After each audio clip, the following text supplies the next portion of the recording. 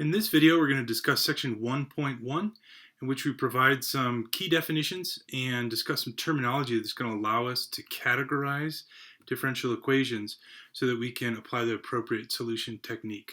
On the first page of the notes, I have just a couple paragraphs emphasizing the importance of this terminology. As you'll see soon, there's specific solution techniques which require the differential equation to have a very specific structure. And so a key first step in every problem that we're going to do moving forward this semester is to identify characteristics of the differential equation that we're presented with in order to be able to properly determine which solution technique is appropriate for that differential equation. Let's go ahead and get started with these definitions. I'll also just remind you that this aligns with section 1.1 in our textbook.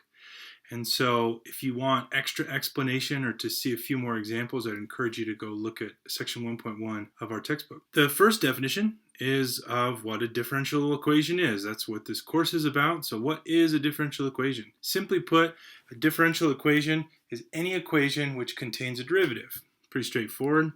I like to add that it usually contains some unknown function. So there's actually a function which we don't know an explicit expression for, and that function is involved in the differential equation somehow, along with at least one of the derivatives of that unknown function. We'll see some examples in a sec. We're going to define the order of a differential equation to be the highest derivative that's present in the differential equation. So if my differential equation has a second derivative, then we'll say that that's a second order differential equation. The next definition here contrasts what are called ordinary differential equations versus partial differential equations. Definition's a little wordy. Let me try to explain. An ordinary differential equation involves functions of one independent variable. That is, these are classic Calc 1 functions. So this is an f of x, a h of t. My function has a single independent variable. Therefore, all of the derivatives are ordinary derivatives, just regular Calc 1 derivatives. In contrast, we could potentially have a differential equation which involves derivatives that are partial derivatives. Partial derivatives are derivatives of functions that have multiple independent variables. Here at NAU, we don't talk about functions with multiple independent variables until Calc 3. And so maybe you've recently taken Calc 3. If you're currently enrolled in Calc 3, you haven't talked about partial derivatives yet. The good news is, for the purposes of this course, we're going to focus on this first type, ordinary differential equations. We'll hopefully get to talking about partial differential equations a little bit at the end of the semester, but for the most part, we're just going to focus on ordinary differential equations. And then I just want to highlight the terminology. You've heard these terms, ODE and PDE. Those are simply referencing these two different types or categories of differential equations, ordinary differential equations or partial differential equations. So let's take a look at an example where we apply the terms that we have just defined. This is example 1. I have several differential equations. What I'm asked to do is I'm asked to state the order of the differential equation and then determine whether the differential equation is ordinary or partial. Let's take a look at this first one. I have a dH dt, so I recognize that that's a derivative term. That's a first derivative term. I have natural log of t. I have h of t, which is an unknown function. I don't know what h of t is, and yet this equation involves h of t along with its own derivative. So this is a classic differential equation. I also have t squared, sine of t. Looks like t is my independent variable in this equation. And my derivative, the only derivative involved is this dH dt, which is a first derivative. So that means that the order of this differential equation is a first order, or we'll write here order equals 1. And then the function involved is an h of t. So the unknown function is h of t here. That's a classic Calc 1 function where I've just got a single independent variable. So I would categorize this as an ordinary. I'll probably write ODE in the subsequent examples. There's lots of other important properties that we'll identify of these types of differential equations, but for the purposes of this example, those are the two properties that we want to look at. Let's move on to the next one. Here I've got y double prime minus y prime minus 2y equals e to the negative t. It's a little unclear from the statement of the problem, but the dependent variable is this y. And the independent variable, it doesn't say explicitly. Notice in the previous example, we had h of t. So I knew clearly what the independent variable was. In part B, it doesn't clearly state y of x, y of t, y. But from the context, I do notice a t that shows up in the differential equation. So I can infer that t is the independent variable. Y here then is my dependent variable, my unknown function. And it looks like the highest derivative that I have present is this y double prime. So I would say the order equals 2. And since I only have this single independent variable, also since I've got these primes, again, I don't know how much you would have emphasized this in your Calc 3 class, but when you're taking partial derivatives, you cannot write those derivatives as primes. So the fact that I've got a prime here indicates that this is an ordinary derivative. So I'll label this one O. D. Let's take a look at part C. Here I've got sine of pi t times the derivative of u with respect to x minus the derivative of u with respect to t. So here, from this notation, I can infer that I've got a dependent variable u, and that dependent variable depends on x, and it also depends on t. I'm going to note that kind of out here in the margin that my function is a function u with two independent variables, x and t. That's also indicated by these funny d's. Notice that in part A, we've got a sort of classic Roman d. Down here in part C, we've got these funny ones, these deltas. That indicates that this is a partial derivative. So I guess I'm getting ahead of myself here. I guess I've already identified that this is a partial differential equation, or a PDE. And that's because the function is a function of multiple variables. Two independent variables. How about the order? Du dx is a first order derivative. Du dt is a first order derivative. They're different derivatives, but they're both just first order. So in that case, my order equals 1. Let's move on to part D. Again, the notation is a little ambiguous, and this will be true of a lot of the examples that we see this semester. So we have to kind of infer from the notation some properties of the functions and variables involved. Here I've got an f sub xx. That notation is equivalent to this partial derivative notation, except that I've taken the second derivative with respect to x. This f sub x is equivalent to the partial derivative of f with respect to x. This would then be the partial derivative of f. Okay, so I've said partial 7 times already. So clearly this is a partial differential equation, or a PDE. And again, just to clarify the structure, it looks like I have a function f, and that function is dependent on x and y. There are two independent variables, x and y. This expression on the right is then just an expression in terms of those independent variables. So we've identified that we have a second order derivative, so the order of this differential equation will be 2. So we've seen a couple ordinary differential equations, a couple partial differential equations. Part E has y prime equal to 1 minus 2x y double prime. I've got a second derivative, and my derivatives are primes, so that indicates that the unknown function y must be a function of one independent variable. So I can label this as an ordinary differential equation. I actually want to go ahead and explicitly indicate here that my function y appears to be the function of x. Let me go ahead and state that for these first two. We decided up here that the h of t was given to us explicitly, so I knew the structure of the dependent and independent variable in that case. On part B, we decided that we had y being defined as a function of t. Again, I mention that because this structure is not always stated explicitly in the equation, so sometimes it takes a little work to infer this structure. All right, a couple more. Part F, got a first derivative. The derivative is being squared. And then I've got this unknown function y again. Since the first derivative is the only derivative present in this differential equation, I have order equals 1. And since we have an ordinary derivative as indicated by this prime, that tells me that my unknown function y is a function of a single variable. So we're dealing with an ordinary differential equation. And as with the previous example, the structure here is that my dependent variable y is defined as a function of x.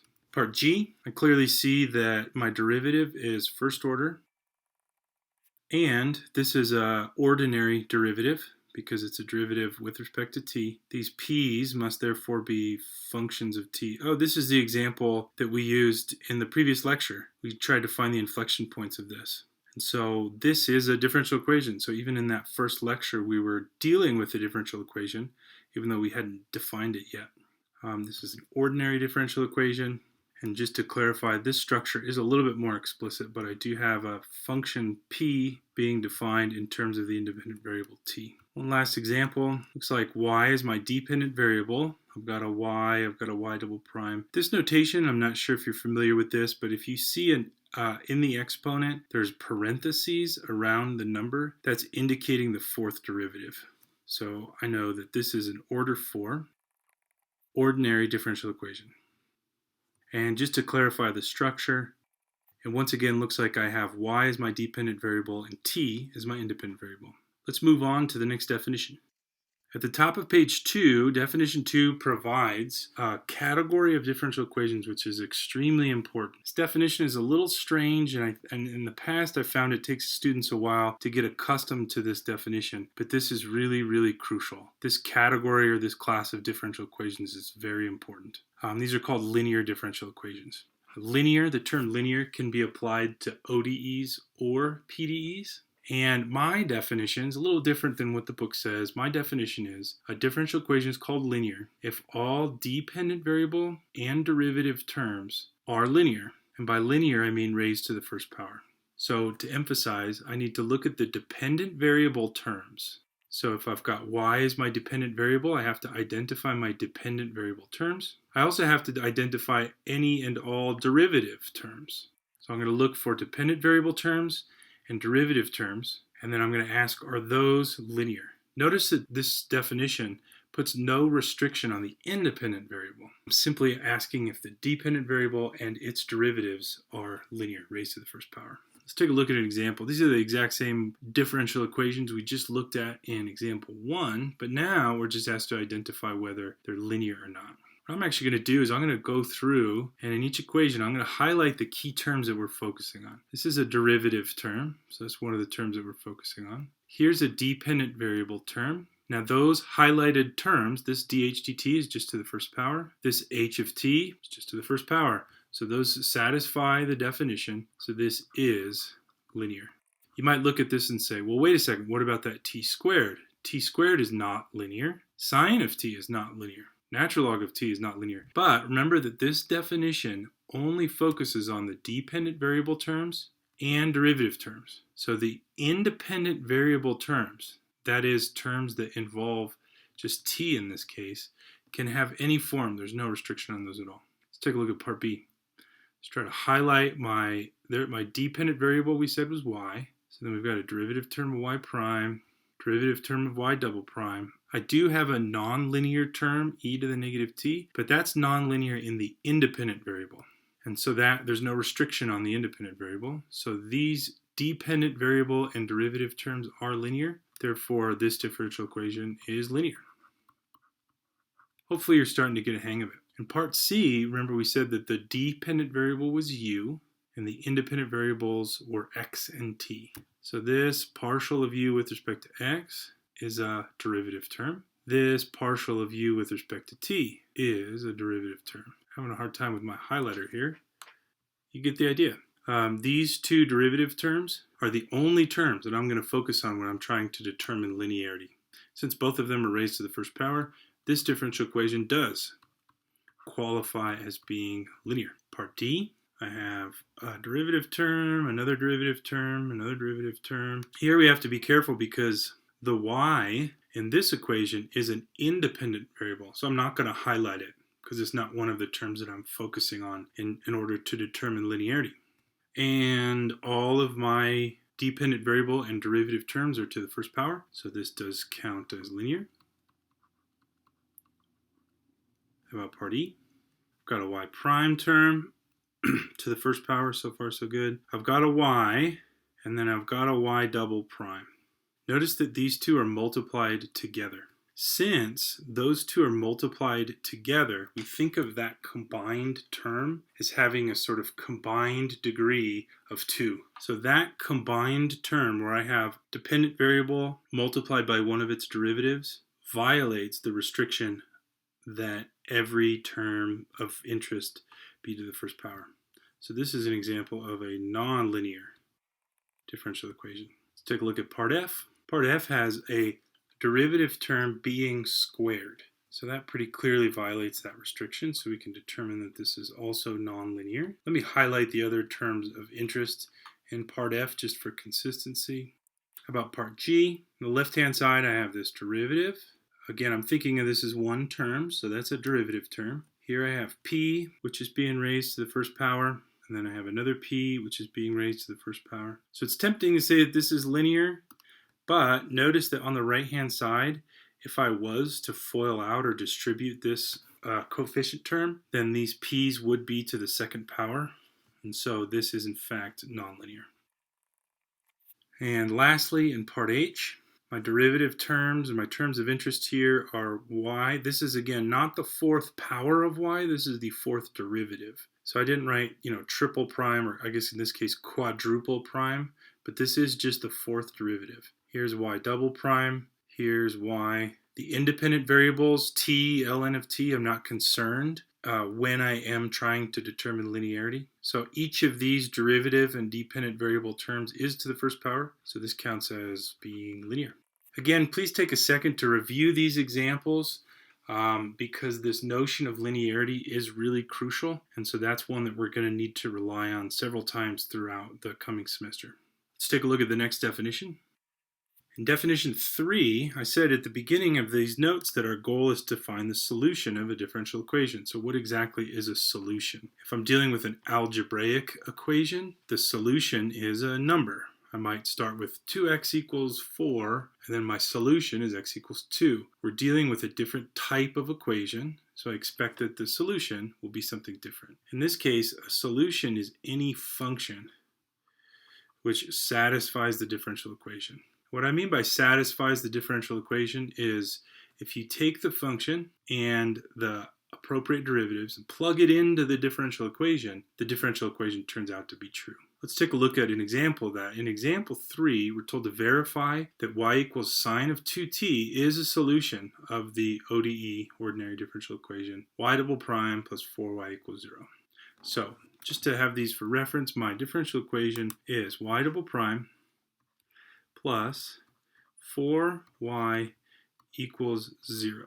Somehow I have come up with a solution. I have not in this example explained how I generated this solution, but you're going to trust me that we're going to verify that this is in fact a solution. So what that means is I'm going to take the function itself, which in this case is y equals sine of 2t, and then I'm going to look at my differential equation and I'm going to ask, what do I need to plug in?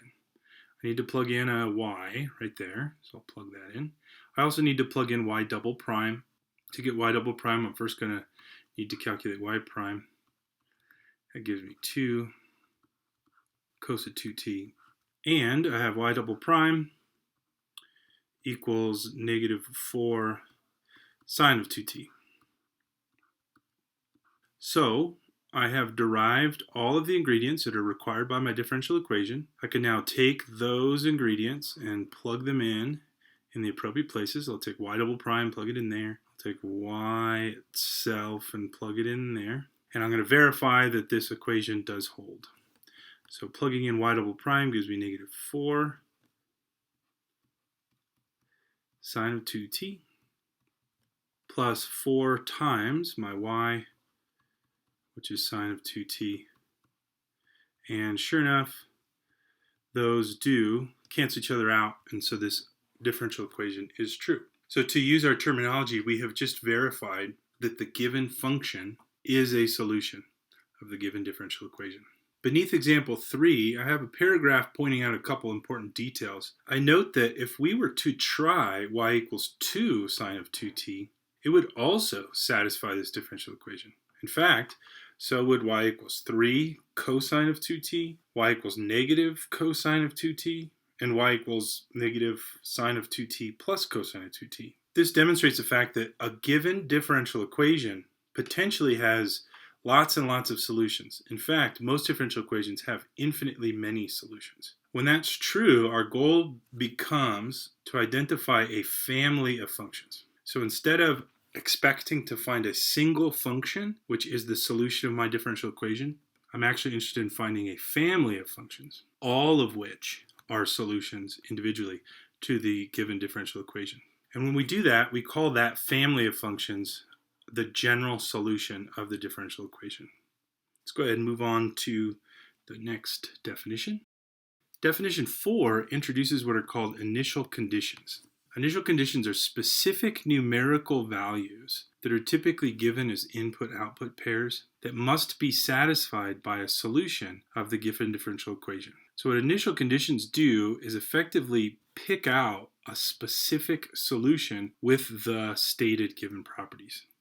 We've said already that typically we'll start by having an infinite family of solutions, a general solution. So what initial conditions do is they allow us to select one specific solution from that infinite family. I typically will refer to this as a particular solution. That's not the best term, and I'll sort of explain why later in the semester. Our author calls this an actual solution of the differential equation. So just to clarify, I have two little paragraphs here that I hope that you will refer to throughout the rest of the semester and just kind of understanding what the expectation is for a specific problem. So the first paragraph says, if no initial conditions are provided, our goal is to find a general solution. So let's just clarify, no initial conditions means general solution. A general solution, we'll see an example in just a second. A general solution will usually be an expression that contains one or more unknown constants, because again, it's defining an infinite family of functions as opposed to one specific function. If initial conditions are provided in a particular problem, then our goal is to incorporate those initial conditions mathematically so that we solve for the unknown constants. So in this case, instead of trying to find the general solution, we're going to solve for the unknown constants algebraically in order to have a particular solution, or as our author calls it, an actual solution. And then one more piece of terminology. In this second case, when we are provided with initial conditions, sometimes the problem is referred to as an initial value problem, or IVP. Let's take a look at the next example. In example 4, we're actually going to revisit the same differential equation from the previous example. Y double prime plus 4y equals 0. And we're told that the general solution is y equals a constant times sine of 2t, plus another constant times cosine of 2t. At this point, I have not explained how I generated this general solution. So you're going to have to trust me that this is the general solution. Pretty soon, we'll talk about the methodology to derive this general solution ourselves. But for now, we're going to trust that this is the general solution. And notice that as predicted, this general solution has unknown constants. I don't know what C1 and C2 are. And if you were asked, say, to graph this function, well, you'd have infinitely many functions to graph because you need to graph all possibilities for the two unknown constants, C1 and C2. So this is a general solution because it is an infinite family of solutions. In addition to the differential equation, we are provided with a couple input-output pairs. Specifically here we have if t equals 0 in the original function, then the output should be 0. If t equals 0 in the derivative, then the output should be 3. Those are my initial conditions. So in this particular problem, we are provided with initial conditions.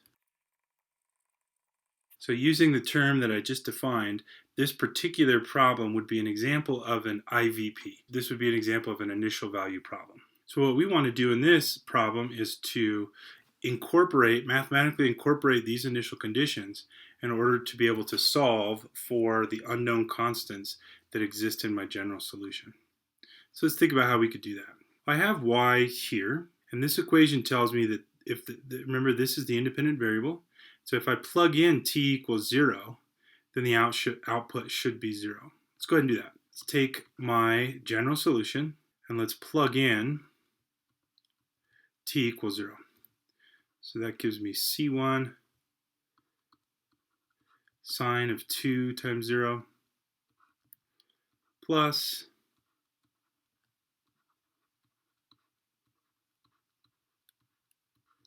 cosine of 2 times 0. I can simplify that. And then this output, when I plug in t equals 0, we're told that the output value should be 0. So I can plug in that value here on the left. Now, if you remember from the unit circle, sine of 0 equals 0. Cosine of 0 equals 1. So simplifying this a little bit further. So that tells me that C2, the second unknown constant in my general solution, in this particular case is going to be 0. So in my particular solution, I'll actually plug in the coefficient of C2 equals 0. I still have work to do to calculate what C1 needs to be. Notice that my second initial condition is in terms of the derivative of the solution. So let me back up to my general solution and calculate its derivative. Now we're told that if we plug in t equals 0 into this derivative, the output should be 3. So the algebraic process will be very similar to what I just did when I plugged 0 into my original function. So let me give that a shot.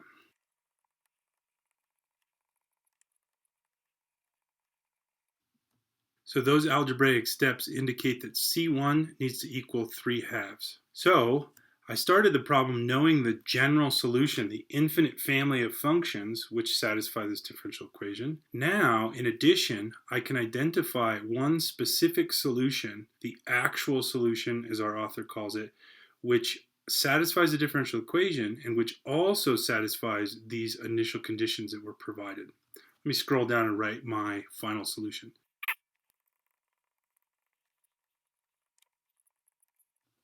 So here I have my final solution with the two coefficients plugged into my general solution.